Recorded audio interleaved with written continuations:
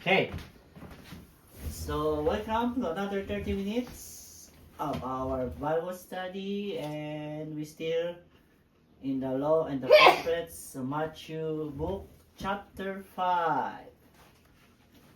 The first part is the questions to test the memory, how you recall about the topic last time. Oh gosh. This means yearn to possess or have. Desire? No. No. Precept? No. Reason? Yeah. No. Precept? Yeah. Precept? No, covet. Covet?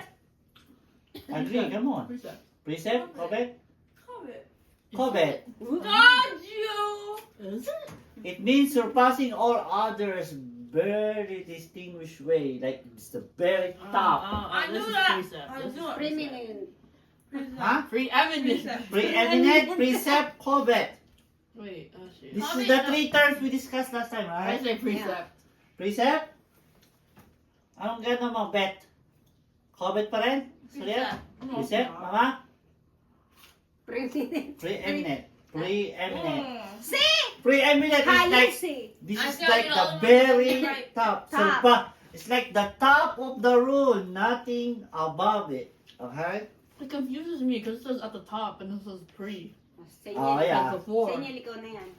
Okay. No! The synonym is, it is the greatest, leading, foremost, Precept. That's fine. Preeminent. preeminent. Yeah. What is synonym? Another word. Words with the same meaning. Another word. Another word, right? Another word. Words with the same meaning. Sometimes you don't understand this definition. You look for synonym and then you will easy to understand. Next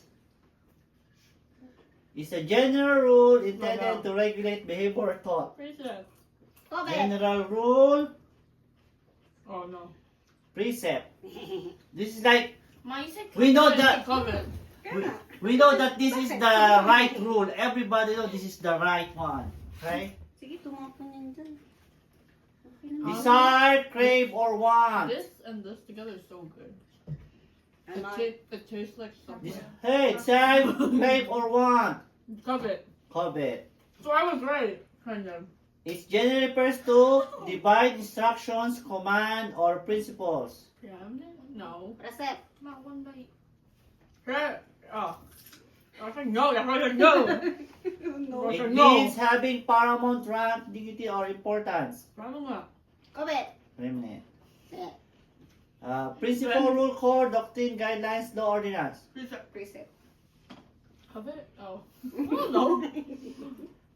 These are the three kinds of precepts in the old law. Precepts are general rule. What are the precepts in the old law? Love your neighbor Three. like you love yourself. I don't know. The three laws. Love your neighbor. General Like that. laws. That's one, but that's an example of the law. That's the other. We have Oh! moral law. Moral is like like this is the law standards for the moral, the right thing to do, the moral. The moral is like the wrong ones that we're doing with other people or whatever. Moral law, Give me a hint. ceremonial law. This is their law how to do the worshipping. Like a tradition. Like a tradition, what to wear, how to do the steps. And the other one is judicial law. So there's three law in the Jewish Old Testament. When they're doing this on the old time, they have moral law. They have to obey the law with regards treating people. Ceremonial law. Wasn't like one of the laws like if you talk back to your parents then you're Oh, that's moral law. The how do you treat person to person. Ceremonial is how they do the law regarding how to do the ceremony, like offering the sheep, like how to dress, like when you're gonna go to the worship area. Okay, when. Judicial law is like the law on the government. Okay? So if you break the law, and then you're gonna be punished, that judicial law. Okay. What is one law of the Ten Commandments that was mentioned in or studied last time? I said one. What? Right? Love your neighbor. That's what we studied last time? No. Adultery? That's what? That's the one? Is it? Love your enemy. Don't commit adultery. Isn't it like the low ones, right? Or whatever? Thou shall not covet. Diba? Kaya kailangan natin? Like, I don't. what is that? What is that law? What is thou shall not covet? Don't yearn to possess. Don't desire things that you cannot achieve, or don't desire things to drown yourself to do it and make you like crazy about it. It means this is like be contented in what you have. It's okay to desire for motivation, but like you're jealous because your neighbor has a great car and you want one, that is coveting. So that shall not covet. You should be happy with people getting better things and not to be jealous about it. I said that's just like was one of the 10 commandments. Okay? Exodus 21:15. No, don't look, don't look. Oh. Which one is this?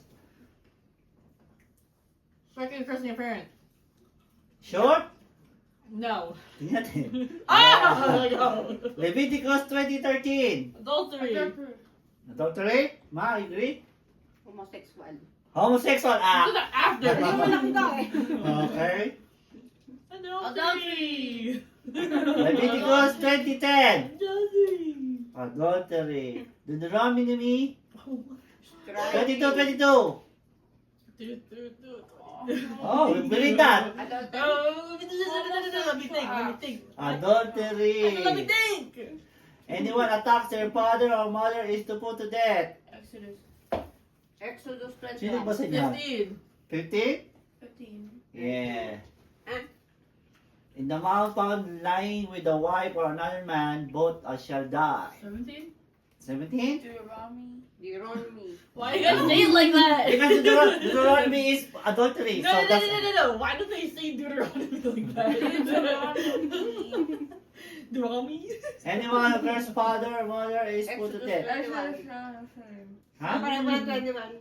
21 ano? Did you already do this one? No, iba isa. 21, 17. Dalawa yun eh. Dalawa. Wait, 15? 17. 17. Ah, what was 15? I already forgot. Basta, 15. What was 15? 15. I forgot. Ah. Oh, okay. Attacks. Wait, oh, Attacks. Yeah. The other is curse. Yeah, Right? Okay. that's why I got confused. Sounds You should highlight that. bold it. Curses. if man commits adultery with his neighbor, adultery naman ha? What's H? Huh? H Wala both. na yung wife. H Ano? both the adulterer and the adulteress. So what's that? Leviticus Wait, 20. let me think. I said 10. Ah! Tapos na yata ito. No? Deuteronomy. Oh. 13. Like same. Like sounds the same, right? Yeah. Okay. So your grade is 2/15. What?